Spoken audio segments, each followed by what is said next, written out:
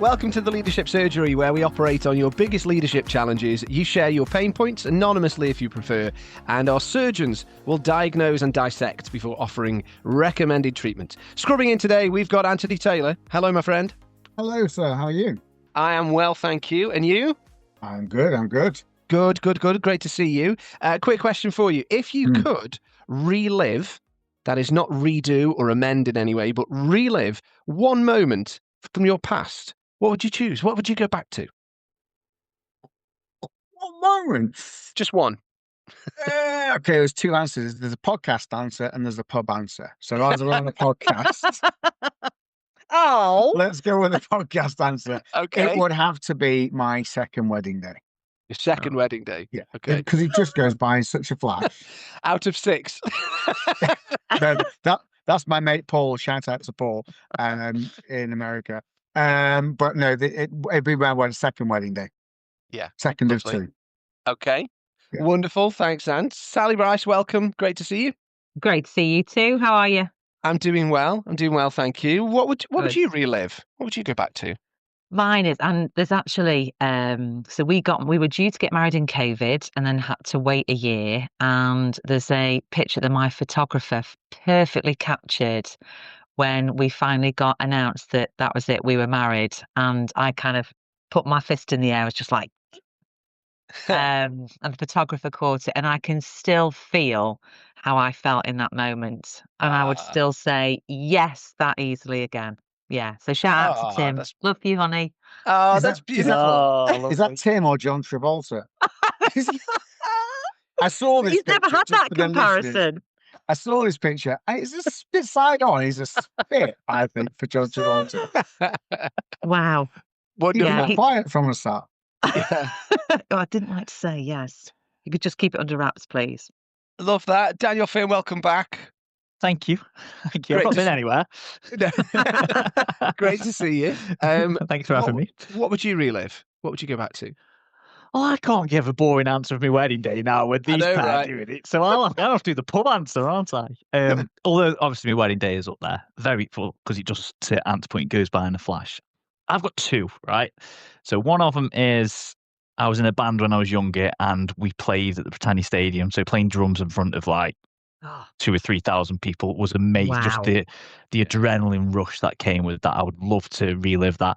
And also I was early 20s, youthful, fit, healthy. So just to go back to that time. My second one though, which is much more recent, was boys' trip to Slovenia and swimming in. Oh, I can't think. Paul, remind me, where were we? Lake Bled. Sorry, I can't even remember it. Yeah, and we were swimming in Lake Bled. I love sort of cold water swimming therapy stuff anye. And watching some rowing championships happen, and it was just brilliant. It was just a wonderful trip. So much so that I forgot where we went. But yeah, Slovenia. And there was another moment when we had a hike and we were looking over Lake Bled and just sat there for about 20 minutes, just taking it in. It was lovely. I'd love to relive that one day, actually, in Lake Bled. Yeah. Beautiful. Nice. Wonderful. For me, I'm actually going to say something which is a little melancholic, I suppose, really. There was a day back in 2011 when I was out with my wife. We'd been married just less than a year, and we were out and we were walking around a shop, and she said something that really made me laugh a lot, and it still makes me laugh, and we still refer to this comment as the funniest thing she ever said. And there was a moment, and it was then followed by the news that my grandmother we knew she was very unwell and she was passing, and I went to see her in hospital. She was asleep, she didn't wake up, and I just said parting goodbye.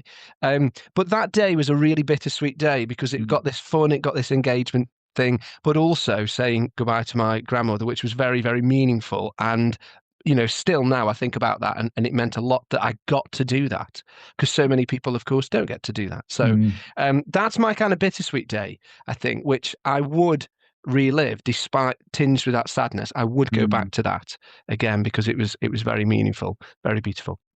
So there we go. What did she say? What was so funny? I'm not getting into it now. It was a situational thing. Yeah, You had to be there, Sal. You had to be there. I was one of Well, them. it's- Way to Had to feel be included, there. guys? Yeah. You do actually have to be there because it was a physical, visual thing as well, and so I'd Okay. have to describe all of that, which I'm not getting into. But it was great. Well, we can take off air another time. Sorry, listeners, but yeah. Anyway, let's get into the real reason why we're here, not just to reminisce and relive those moments, as wonderful as it might be, but to hear the challenge that our leader is presenting to us. So our patient is Clark, and Clark says, recently, our new operation, brought in a new team leader. I understand that everyone needs time to adjust to a new role, and I genuinely want to be supportive. But I'm struggling with where the line is between learning things and missing the basics. And the challenge is this: the new team leader is receiving a much higher bonus than me, even though mistakes are being accepted as part of their learning curve. Meanwhile, leadership is having to step in daily to fix issues because core fundamentals are not being met. I've tried offering peer-to-peer support, something that's worked really well in the past and delivered strong results, but I've been told I want to find my own way of doing it. And that's left us with two very different standards of accountability in the operation. To complicate things further, my team is noticing, and one comment landed with me today: sorry, I'm just having a whinge, but it's hard knowing there are people on the same salary and bonus doing 50% less work. So my questions are, how do I protect my personal brand and credibility? How do I continue being a supportive peer without enabling poor standards? How do I keep my team on side, be honest with them, and protect the operation without fueling any resentment or creating an even bigger divide? Thank you, Clark. Thank you very much, Clark, for landing this with us. What's jumping out at us here, guys? What are you hearing, noticing, some of the key important issues that need to be addressed? What are our symptoms here?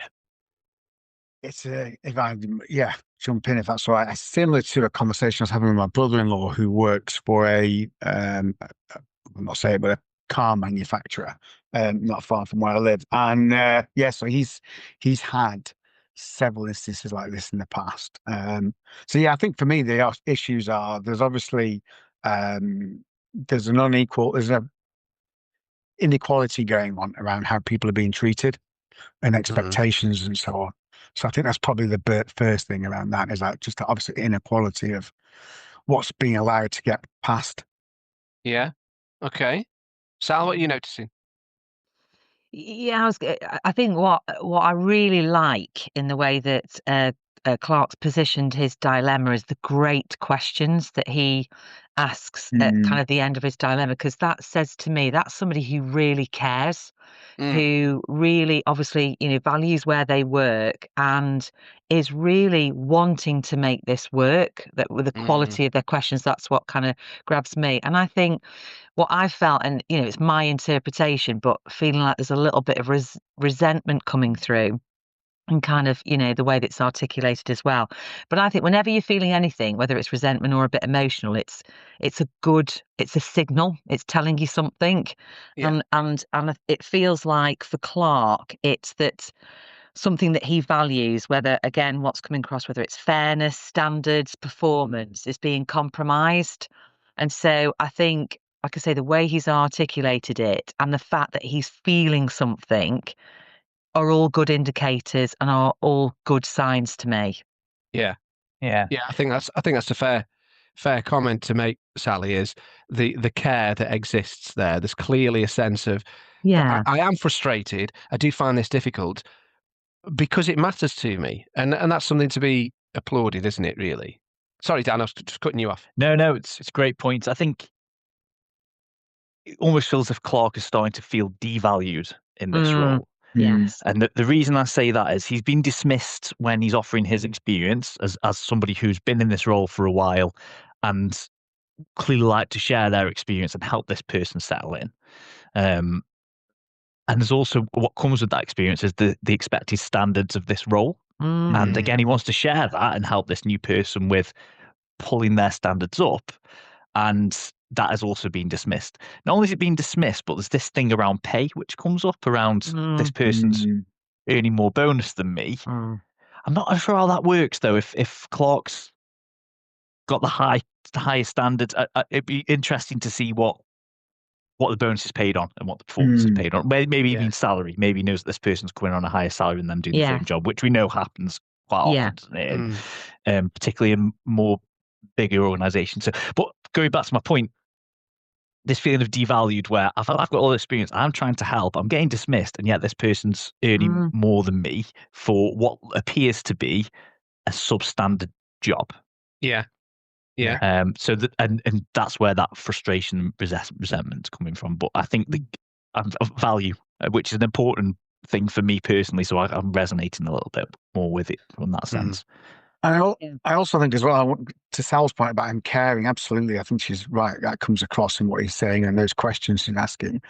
I've got a sneaky feeling that caring is also what's going to be holding him back and causing the biggest problems for him. That at the same time as being a superpower, I think it could be a bit kryptonite for him. Yeah, because I think you're right, because what can happen is silence feels professional, doesn't it? The professional thing to do is not say anything. The person's new, I'll just kind of bite my tongue. But I think then you've got to be careful that you don't what's frustrating you, that actually you become part of the system and part of the problem by not tackling it. Yeah. Well, where my head was going as well is that, you have got to be compassionate. People are new and they do need to learn. I don't know what your views was like. I was like, what are the basics? What does he mean by the basics aren't being done? Because what went through my head, I didn't know what you thought is that just like literally, whatever the KPIs are in that area, just, giving feedback on a daily basis, setting expectations. Is this person who has been, to your point, Dan, maybe hired and given potentially a higher salary to attract them in, or because of their experience or whatever it might be? And yes, I would wait before I went in and made huge change because I'd want to get to know the place. But things like that, keeping the ship going, making sure that I'm doing all what leaders should be doing is what I would see as the basics. So yeah, they should be doing that. That should be a given. That isn't just being compassionate to somebody settling in. That is the baseline. But what are your guys' take on what you thought he meant by the basics? Well, I think that's a really good question, Sal, because thinking about the treatment and in how you would approach this, one of the things that jumps out for me is having that sense of clarity about, well, what is the standard? What do we agree to? And even what is the expectation that's upon each one of us? What's the expectation upon somebody that's new, that's coming in? And that needs to be communicated, needs to be clear, not just to the wider team, to the individual who's new as well, right? And it got me thinking about, we can use the term team charters, of having that agreed vision and values and those sorts of things. I think, and I know I mentioned it on a previous podcast, I think that's really important to be able to have this agreed way of working and how we go about it. I think I've mentioned before around, one of the things that a lot of teams miss is that they don't have an agreed way of dealing with disagreement, of dealing with conflict. They don't necessarily have a go-to method for, well, when we disagree, this is how we will do it. But I think the same goes for some of these other things that Clark's mentioning here, having that agreed view and approach to, this is how long it might take, this is how far we can allow things to go, or where the boundary is. Knowing some of those things is really, really important for everybody's clarity. It's not about catching people out. It's not about saying, now you've crossed the line, that's it. It's just, it helps to establish boundaries and know where the guardrails are. And I think that's sounds like it's missing here. Yeah, just on that point. So one of his questions is about how to protect personal brand and credibility. Do you think Clark can still protect his brand and credibility, but raise that everything you just said there, Paul, with his boss? Because it's already saying here leadership stepping in. So from that quote, I'm thinking, is that Clark's boss and this new guy's person's boss? Sorry. And so just to bring all that up, what you've just said there, Paul, is it still okay for him to address his boss and say, we haven't got this set up here, and this is the friction which I'm starting to see and feel with my team. Can we do something about it? Yeah, I think to Paul's point, my thoughts on that, Daniel, absolutely. To Paul's point, I think reading this is Clark and this guy are peers. They're not in each other's teams, so they're running teams, but they're peers. And this guy's performance is down. So I think that's just Paul's point about how you create team charters. Absolutely agree with all that. He's down. Clark's challenge here is that actually this is an equal, not someone within his team. I think so. To your point, then, Dan, for me, it's all about he can't go to his boss whinging. It's not fair. He's not doing this. I've offered help, and he's still not. I think Clark has to. What he has to, for me, has to do is demonstrate to his boss that there are second order consequences to Clark, to this other guy, not behaving at the right standard. Such as there's going to be frustration amongst the teams because they're seeing this behavior and these standards and it's not being addressed. There's going to be possibly safety issues or delivery issues on whatever they're doing. So I think don't go to your boss going, it's not fair, he's not performing, whinge. That's not going to do his credibility. Protect his credibility by highlighting the second order problems that will come of this poor performance. As a result. So he's supporting the business and the reputation and delivery. Yeah. I absolutely agree. And again, we've maybe kind of talked a little bit about this in other podcasts about kind of the responsibility of the leader of these two individuals, Clark and his peer, because, I think you're absolutely right, Paul, that there's a bit around kind of the team charter and behaviourally, but also for me, there's quite some practical expectations. I know when I've taken people on in the team, or certainly I've had someone join the team with me, a good boss has kind of set out what those first 3 months might look like. And also there might be some element of, Sally, can you pick up this till so-and-so is established? And then there's a timeline for picking up the practicalities. Again, my head goes to the basics, on a practical level, what has been set out in terms of who is doing what and when.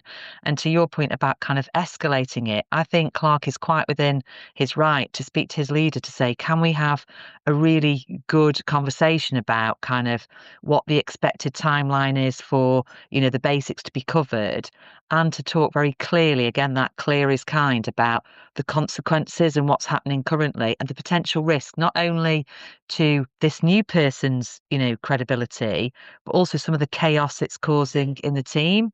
So, I think those things are really important. And the leader of these individuals, and again, we've touched on it, you can't just expect all of these things will just be fathomed out. There's so much damage that can be done when these things aren't articulated from a practical point of view and a behavioural point of view in terms of the first 30, 60, 90 days or whatever it is.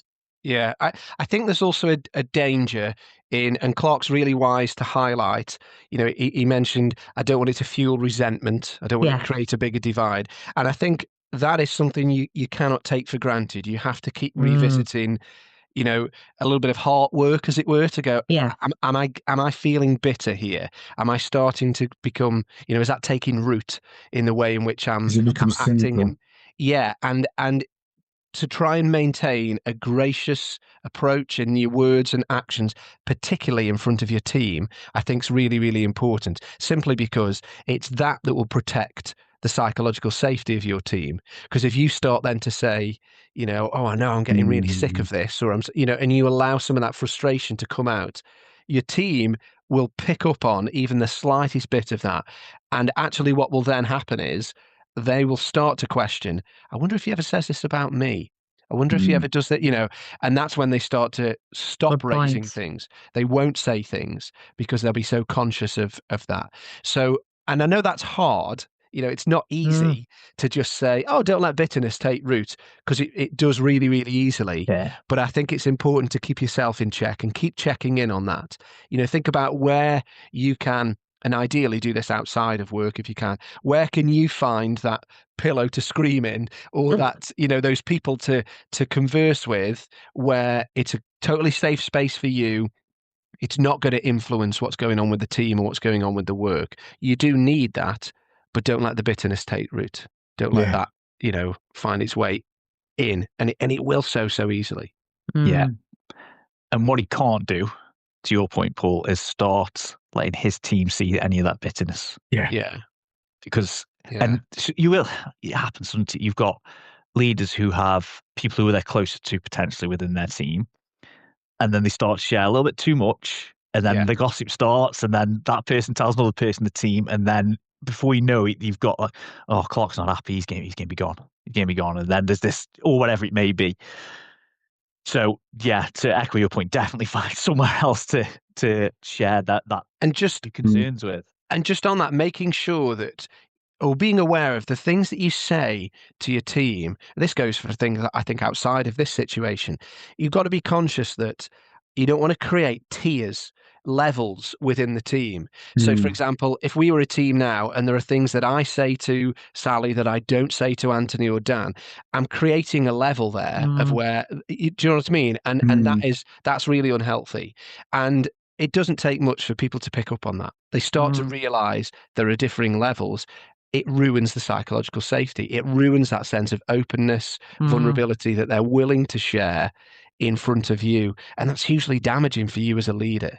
So recognizing that the knock-on effect of these words and actions, all the while I am acknowledging, I know this is difficult. I know it's tricky to do, but I think it's really important that you hold that up. Sal? I was just going to build on that and say, as well as kind of the impact on others, I think, because I used resentment earlier and you kind of picked up on that kind of, that difficulty. And, what came up for Clark was that identity is really important to him and kind of how he comes across. But I think, our tone just changes when we're not happy with somebody and it's kind of started to fester, and we might not even be conscious of it. We just might start to roll our eyes a bit more in meetings or flare our nostrils or just even subtle cues. But to your point then, Paul, people are observing this stuff all of the time, because as much as we can work on our identity and our brand, it's the stuff. It's our invisible PR and our brand is built in kind of the moments and interactions of kind of what we do. And we're not always conscious of what we do. So, yeah, I think act, Clark, before it starts to leak out of you. Definitely. I think going to your, sorry, Sal, something you said on the earlier podcast, I know your favourite thing, Let Them, the book. I think Clark needs to hit, there you go. Flashing a tattoo for the listeners. Something that's about, maybe Clark needs to just let this guy or girl, whoever it is, get on with it. Focus on his team, his performance, what they do right, and stop worrying about this other person. And let them. Yeah. And that lends itself to is, how do I keep my team on side and be honest with them? Because we've just spoken about you can't really vent to your team or, have a whinge because you're feeling these things, but you can still have honest conversations with them about, we need to just, let's do what we can control. We know what our standards are. We can continue to operate at this high level. And if it gets to the point where he's spoken to his manager about this and just says, I know what your frustrations are, and I've spoken to the people who can do something about it. And I think that's still within the realms of honesty and keeping his credibility and acknowledging that there's something going on and that they have their own feelings towards it, but without it becoming, to what we mentioned before, this pool of resentment and pool of frustration, because that doesn't help anything, because then your standards will drop within your teams, because you get to the point which you just discussed, well, what's the point? So I don't know if you met, you probably didn't mean this, Dan, but I think you've got, while I wouldn't obviously just want us all sat around bitching and, as a team, I think there's what I might do if people are starting to make comments as well is allow the team some way of acknowledging some of the frustrations and things that might be happening, but to keep us as a team very focused on, okay, let's be really kind of clear and practical and factual here. So let's not making this slagging off session, but what is not working for us as a team, so I can go back and have a productive conversation, or so we can push back. Because I think, again, sometimes people, because they want to be really professional, almost kind of, shut things down or don't talk about them. And I think then you're not seen as somebody that faces into hard stuff or difficult conversations. So I think you've got to get the balance right. But I think, if it's starting to seep out and people are asking questions and saying stuff, I think Clark might be better kind of saying, let's talk about it, but let's keep it factual, let's keep it clear, and let's focus on solution. And because the team are watching, aren't they? And I think they're looking for, is he going to normalize it? Is he going to excuse it? Yeah. Or actually, is he going to lean into standards? Yes. And I think to what, it's about giving them that space to vent, but not becoming whinging about it, because that will build trust if he can do that with integrity, that silence. But if he starts over explaining it or justifying it, that's going to erode trust. I think to Paul's point, like, well, actually, what? Yes. Yeah. I think there's a danger in as well with that. You mentioned, Sally, about giving the opportunity for people to air their frustration. You want to do that. There's a danger in doing that collectively, and and getting out of control. Yeah. Be inviting that in your one-to-ones with your team members, and teasing some of that out. It's there, so tease some of it out. Let them speak about it. Make sure your words continue to be gracious and supportive, although acknowledging where things are, need work is needed, and then have that team accountability. This is why I think team charter is so good, because it reminds everybody of the things that we're committed to, the things that are expected of everybody, not just that one individual who we all know is not quite pulling their weight or not quite doing what we want them to do. Come back to that team thing that we've all agreed to. What about Go on, Sal, sorry. I was just going to build on that, because again, it's just in my head, because we did a bit of values with a group I was with yesterday. Sometimes those kind of things already exist. So I don't know for Clark, for example, if there are already values as part of the organisation, already a team charter. But again, one thing sometimes we miss when we're bringing new people in is we do tell them the practical stuff and where they're sitting and give them the laptop and all of that. But we don't necessarily have this conversation about the how and what's important in terms of behaviour. So I wonder whether anyone has taken the time, this new person, to say, look, this is what we expect from each other, and what's your view on these values? How do you see them living out? Because they need to be brought into that, rather than feeling that that's being done to them. But again, we don't always talk about those elements. We had a really good conversation as a leadership group the last couple of days about, God, I've known this person for 5 years. And, in our introduction as part of the leadership group, we had a conversation where we got to know each other, but we don't do that at work. We just get straight into the task. And I said, well, you could. I've never really thought about it. So I think some of these obvious things, or what I perceive to be quite obvious things, are really missed. And then these conversations become really hard because people haven't got some of this foundation built of the relational aspect. It's all about the task and the doing. Yeah. That's what I was just going to highlight around preventative care. So if anyone's hearing this and is thinking, I don't want to end up that situation, how do I avoid it? One of the things that sprung to mind for me was around not only the team charter, but clarifying expectations really early on is so important. So much gets left to assumption, and it's just really dangerous. It's really, really dangerous.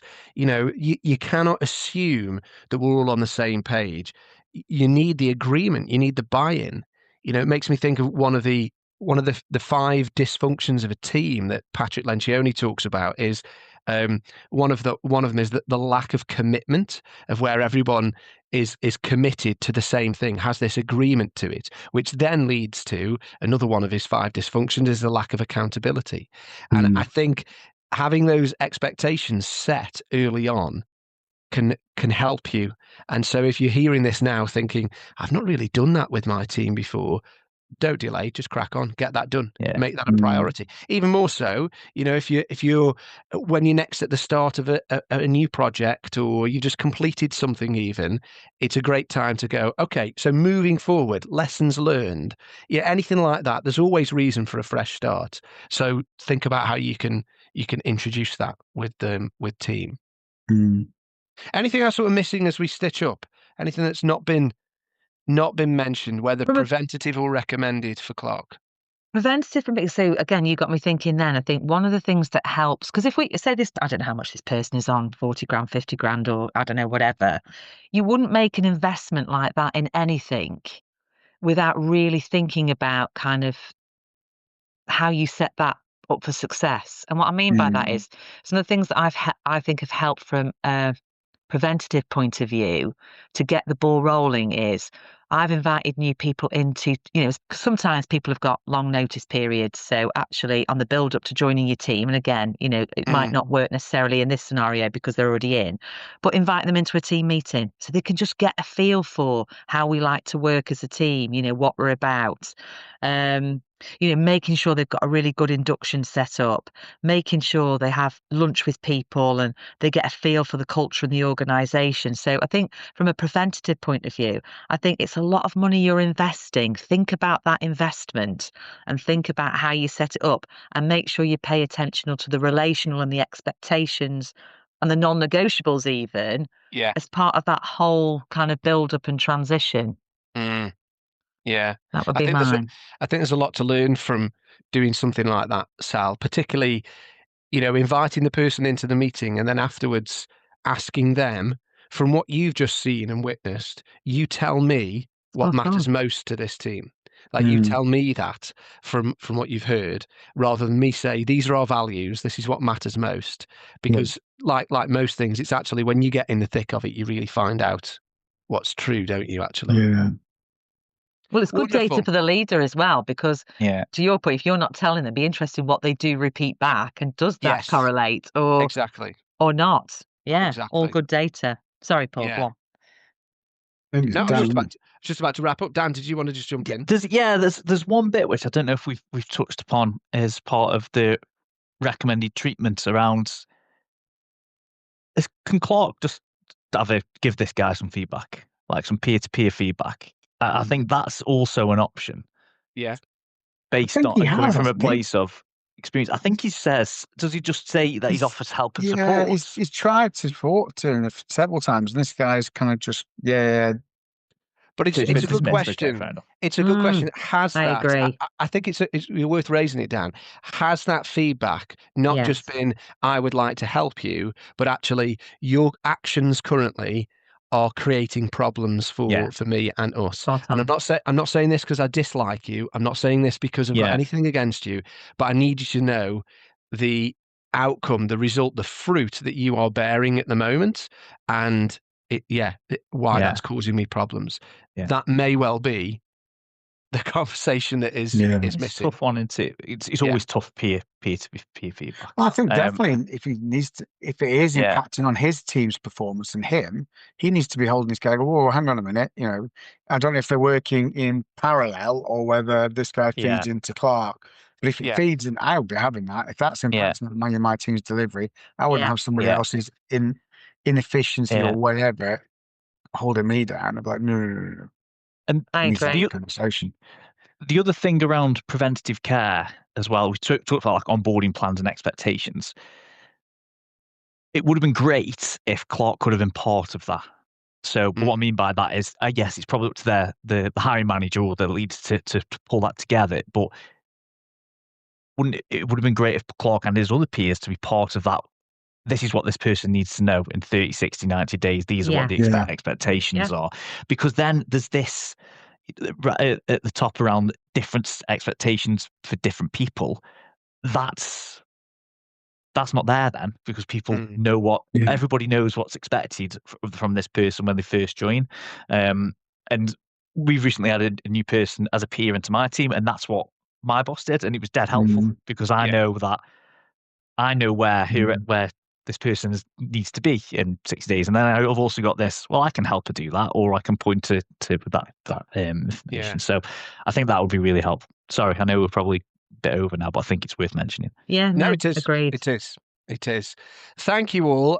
Clark, I hope you found that useful. And for everyone else, I hope you found that insightful too. There's some really great advice in there, I think. Don't forget to like and subscribe to the podcast. Tell your friends about it. We're very keen to keep growing and showing people how they can contribute and fuel some of the ideas that we talk about here. We love to receive these submissions from people. So if you have a pain point that you'd like us to dissect and diagnose, then feel free to email us, theleadershipsurgery@gmail.com. We'd love to tackle your pain point. Thanks, everybody. We'll speak again very soon. Take care.